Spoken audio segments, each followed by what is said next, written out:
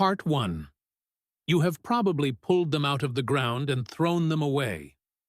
The ones that push up through your patio cracks, take over your flower beds, and show up uninvited in the lawn every single spring. Most people see weeds and reach for the gloves. What they do not realize is that some of the most documented medicinal plants in human history are growing right outside their door right now, for free. Soldiers packed these plants into open wounds before antibiotics existed. Physicians prescribed them for centuries before clinical trials were invented. And modern researchers keep running studies that arrive at the same conclusion. These plants actually work. Stay with us for number 4. It contains a compound that inflammation researchers describe as one of the most promising natural substances they have tested. And it is probably growing in your lawn right now. And number 1 has a research profile so broad that scientists have been studying it continuously for over 40 years across multiple disease categories simultaneously. 11 plants. Let us get started. Stinging nettle, the plant that attacks you first and heals you second. The first thing most people learn about stinging nettle is that it hurts. Brush against the leaves with bare skin, and within seconds you feel it. A sharp, burning sting that lingers for hours. That reaction is caused by tiny hollow needles on the leaf surface that inject a mix of formic acid, histamine, and other compounds directly into the skin, which makes what nettle actually does inside the body all the more unexpected. Stinging nettle is one of the most comprehensively studied medicinal plants in Europe, where it never stopped being used as medicine between ancient times and now. The root extract has been studied specifically for benign prostatic hyperplasia, the prostate enlargement that affects a significant portion of men over 50. Multiple controlled trials have found that nettle root measurably reduces urinary symptoms, improving flow, and reducing nighttime trips to the bathroom in ways that researchers describe as clinically meaningful. The leaves tell a different story. They are loaded with quercetin and other flavonoids with well-documented anti-inflammatory effects. Freeze-dried nettle leaf has been studied in randomized trials for seasonal allergies, with results showing it reduces histamine response in a meaningful portion of participants. The irony is not lost on researchers. A plant that injects histamine on contact appears to reduce histamine response when consumed internally.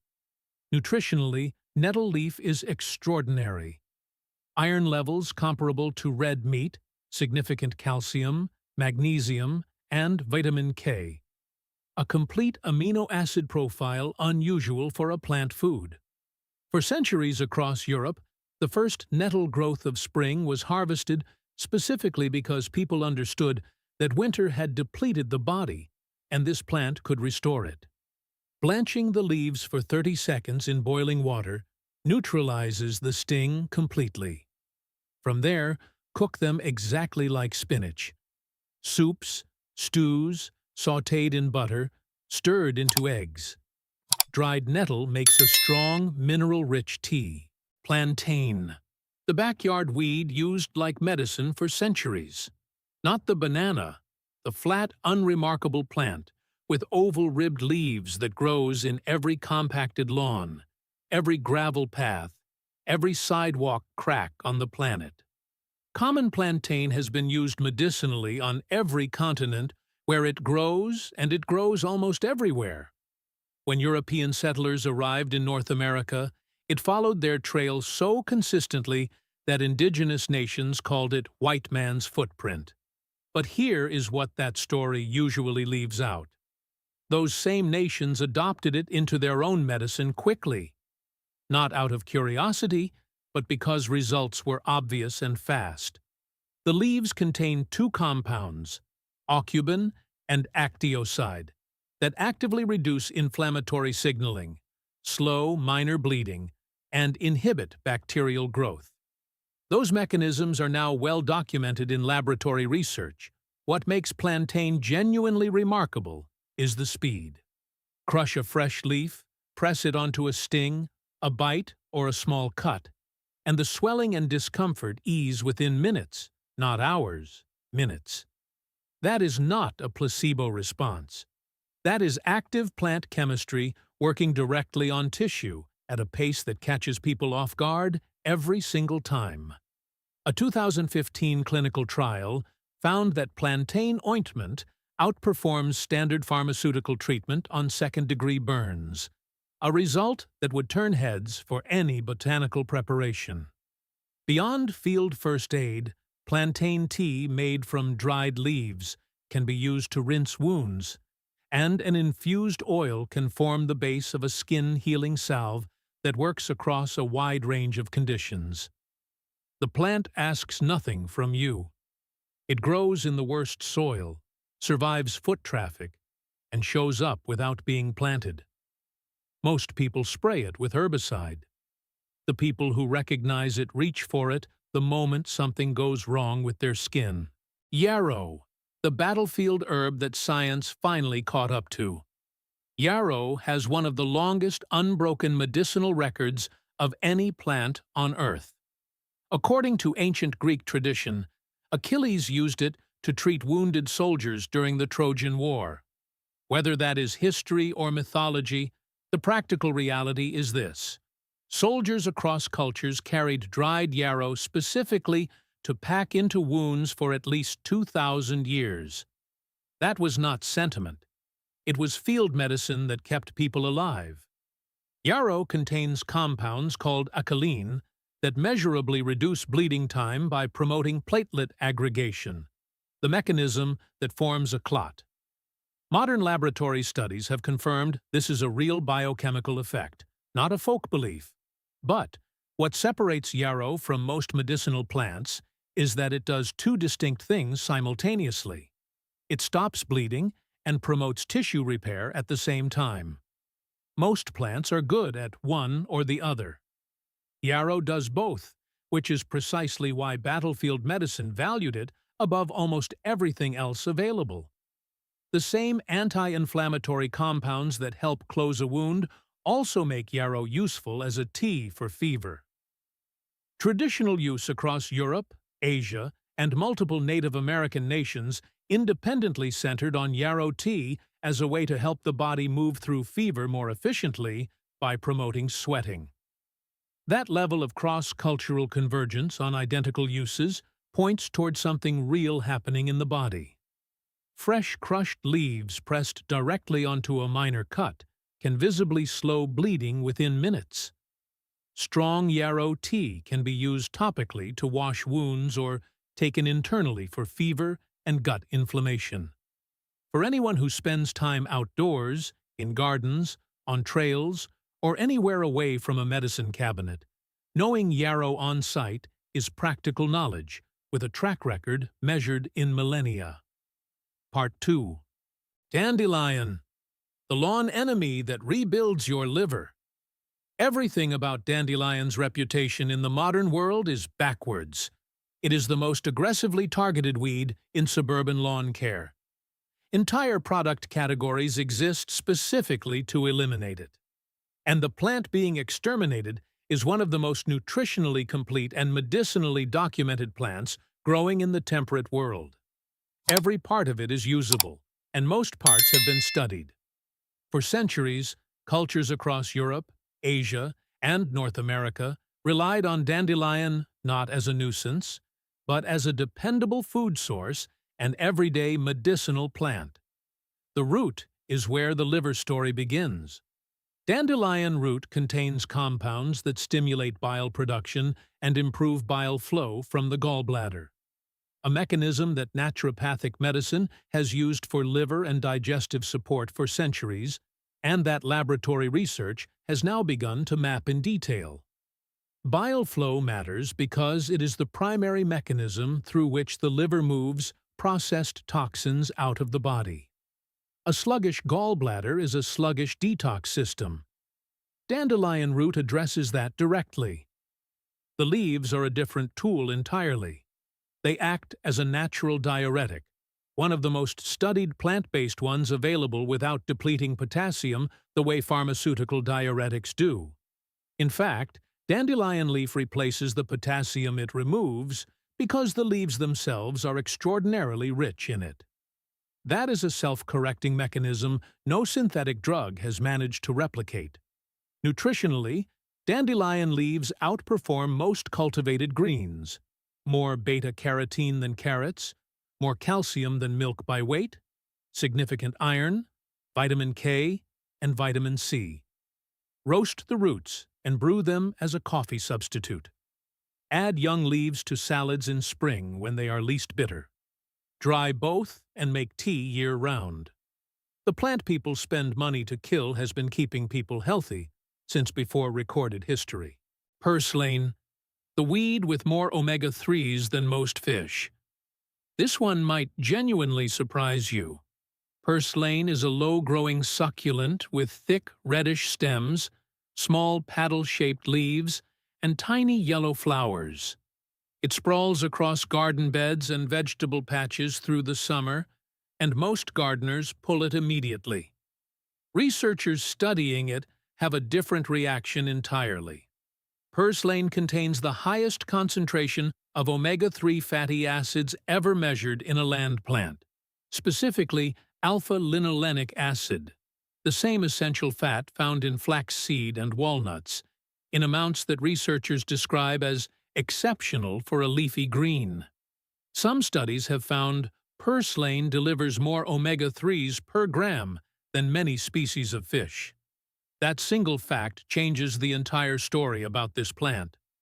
Omega-3 fatty acids are foundational to cardiovascular health, brain function, and the management of chronic inflammation, the underlying driver behind most modern disease. The populations most deficient in omega-3s are exactly the populations eating the most processed plant-free diets, and the solution has been growing in their gardens uninvited the entire time. Purslane is also rich in melatonin, the compound that regulates sleep, in concentrations higher than most plant foods tested. It contains glutathione, the body's master antioxidant, and meaningful amounts of magnesium, potassium, and vitamin C. Traditional medicine across the Middle East, India, and China use purslane consistently for inflammation, gut complaints, and as a general cooling and restorative food, all of which align precisely with what the omega-3 and antioxidant content would predict. Eat it raw in salads, saute it lightly in olive oil with garlic, add it to soups. It has a mild, slightly lemony flavor and a satisfying texture. The weed pulling itself out of your garden bed every week is one of the most nutritionally dense plants available. Chickweed, the itch stopper that works faster than most creams. Chickweed looks almost too delicate to do anything. Thin, sprawling stems, tiny oval leaves, small white star-shaped flowers that appear almost year-round in mild climates. It grows low to the ground, covers bare soil quickly, and disappears entirely in hot, dry weather. It also has one of the most consistent traditional reputations for skin relief of any common weed, and the chemistry behind it is well worth understanding. Despite its fragile appearance, chickweed has been a staple remedy in folk medicine traditions for generations, especially anywhere soothing skin treatments were needed quickly.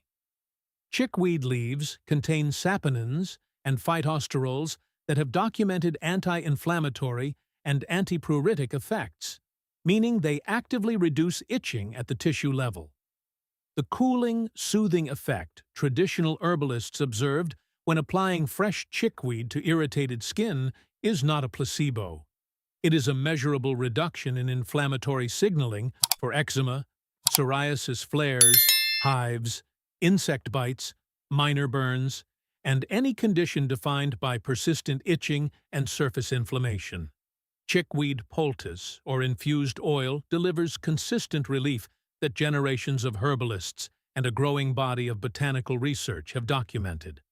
There is something worth noting about how chickweed works differently from hydrocortisone cream, which is the standard medical recommendation for most of these conditions. Hydrocortisone suppresses immune activity broadly, which helps short-term, but causes skin thinning with prolonged use. Chickweed reduces inflammatory activity locally without any of those trade-offs. Crush fresh leaves and press directly onto irritated skin for immediate relief. For ongoing use, infuse dried chickweed in a carrier oil for 4 to 6 weeks, strain, and apply as needed. The fresh plant can also be eaten. It has a mild, pleasant flavor and works as a salad green or soup addition.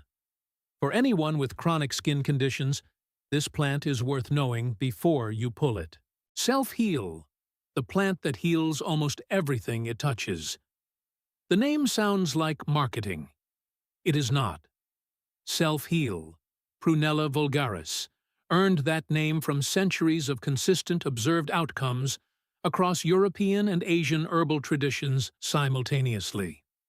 Low-growing, with small purple flower spikes and oval leaves, it appears in lawns, meadows, and garden edges from spring through autumn across the entire northern hemisphere. It was the go-to wound herb of medieval Europe before more exotic botanicals became available. Pressed onto cuts, applied to mouth sores, brewed for sore throats, the uses were many, and the results were consistent enough to keep the name. Modern research has found something that explains the breadth of that traditional reputation. Self-heal contains rosmarinic acid, one of the most potently studied antioxidant compounds found in any common plant, alongside ursolic acid, with documented antimicrobial and anti-inflammatory effects, and rutin, a flavonoid that strengthens blood vessel walls and reduces capillary fragility. But the research that has genuinely surprised scientists centers on antiviral activity. Laboratory studies have found that self-heal extracts show inhibitory effects against herpes simplex virus, HIV, and influenza, with the proposed mechanism being interference with viral replication at the cellular entry stage. That research is ongoing, but the interest from the scientific community has been serious and sustained.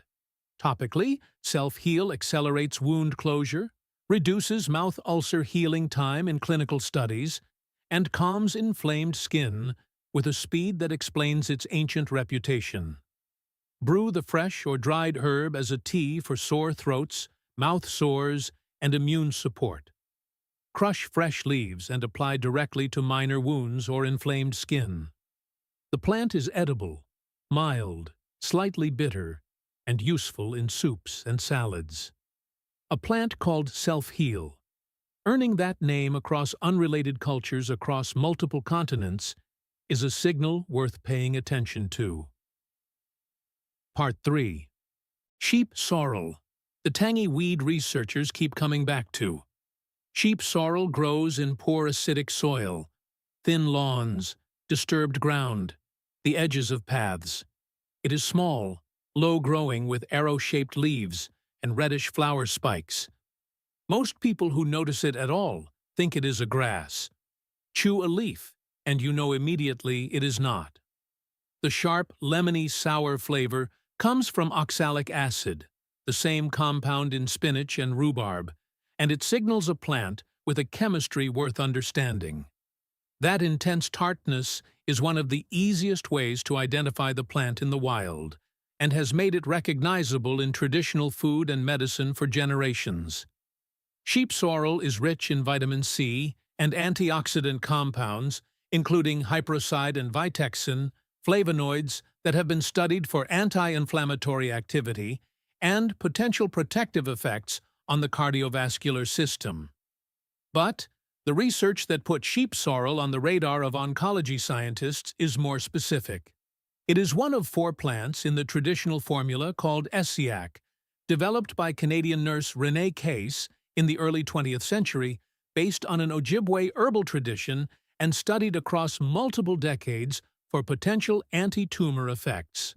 Multiple laboratory studies on sheep sorrel extract specifically have found cytotoxic activity against certain cancer cell lines, meaning compounds in the plant appear to interfere with cancer cell proliferation under controlled conditions.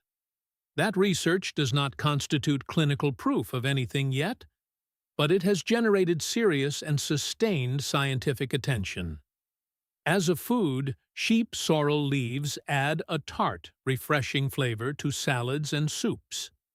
Traditional European medicine used it as a cooling food for fever, a mild diuretic, and a digestive aid, all consistent with its antioxidant and mineral profile.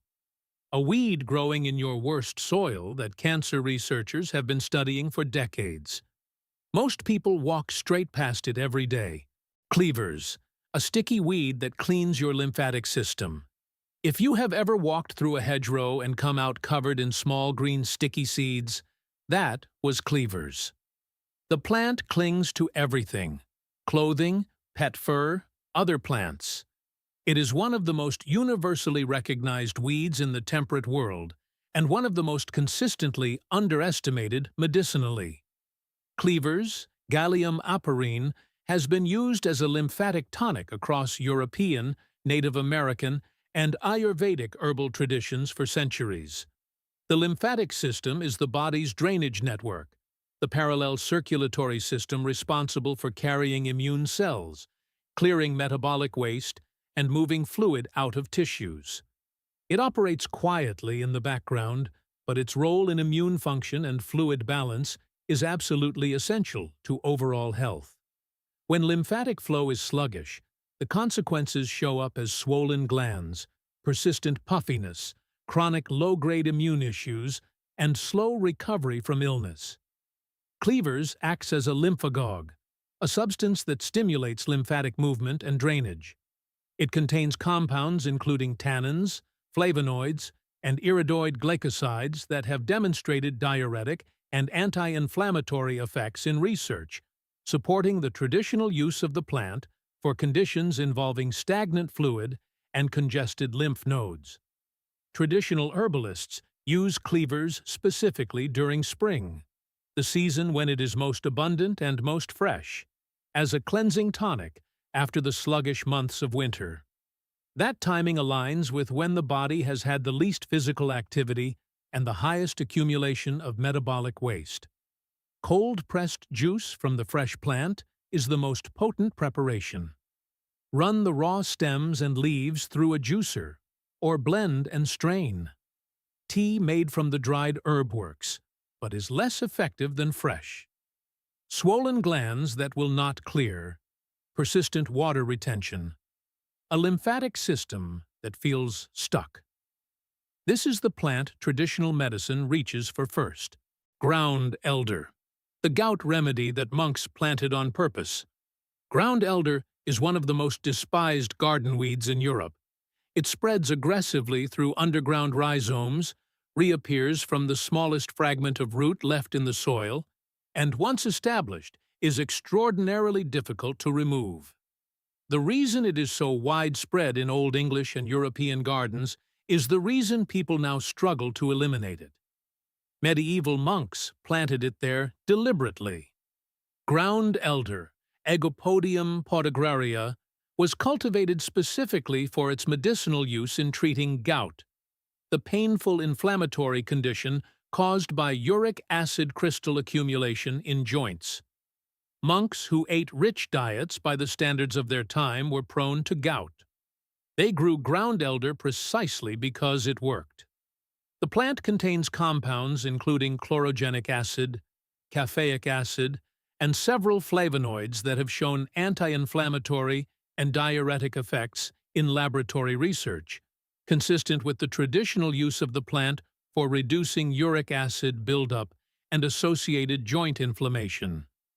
The diuretic action helps clear excess uric acid through the kidneys, which is exactly the mechanism modern pharmaceutical gout treatments use, just through a different chemical pathway. As a food, young ground elder leaves picked in early spring, before the plant flowers, have a fresh, green, slightly herbal flavor, similar to parsley.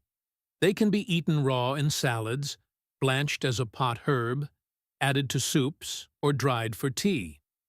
After flowering, the leaves become bitter and much less palatable. So, the spring harvest window matters. A weed that gardeners spend weeks trying to eradicate was planted by intelligent, medically literate people who understood exactly what they had. The plant did not become a nuisance by accident. It became a nuisance because it is impossible to get rid of. And the reason people planted it in the first place was that it genuinely worked. Creeping Charlie. The most medically researched weed you have never heard of. Creeping Charlie is probably in your lawn right now. Low to the ground, small scalloped leaves with a minty smell when crushed. Tiny purple flowers in spring. It spreads in a dense mat that lawn care companies list, alongside dandelion, as a primary target for broadleaf herbicide. What those companies do not mention is that this plant has a research profile spanning over 40 years across multiple areas of biomedical science. The primary bioactive compounds in Creeping Charlie, rosmarinic acid, ursolic acid, and a collection of flavonoids including luteolin and apigenin have been studied for anti-inflammatory, antioxidant, antimicrobial, and neuroprotective effects in a body of published research that would look excessive for a plant that mainstream culture treats as a lawn nuisance.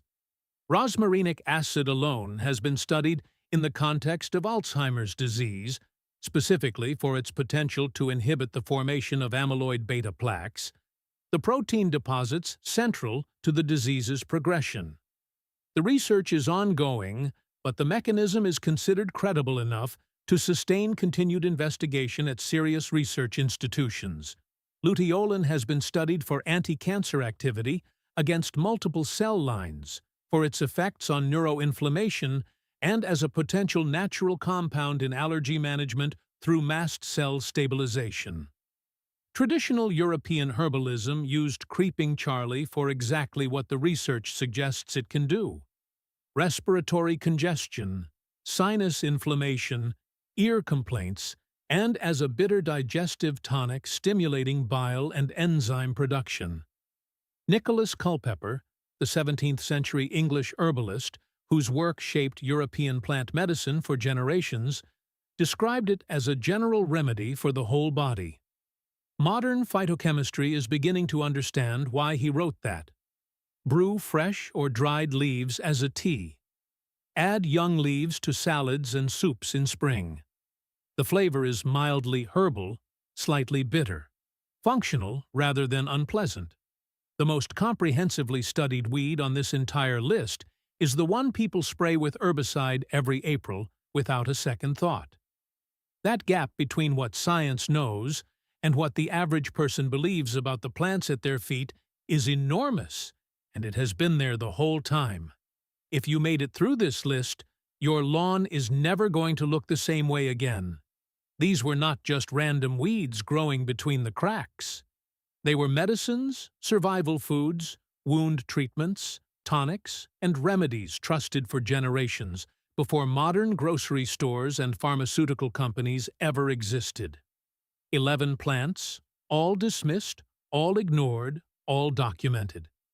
The knowledge was never lost. It was buried under decades of advertising, perfectly trimmed lawns, chemical weed killers, and a culture that started treating every wild plant like an enemy instead of asking why our ancestors protected them in the first place. And the truth is, some of the most powerful plants on Earth are still growing for free in backyards, sidewalks, empty lots, and fields all around us. People spray them, rip them out, throw them away, not realizing they may be destroying plants their great-grandparents once relied on to survive. If this exploration of the hidden pharmacy beneath your feet changed how you view the wild world, please subscribe and like the video. We are uncovering the history and healing power that modern society tried to bury. Help us grow this knowledge for the future. Our next deep dive into nature's forgotten treasures will be opening soon. If there are any topics you want me to cover next, Forgotten foods, biblical remedies, ancient drinks, healing plants, or survival foods? Drop them in the comments below.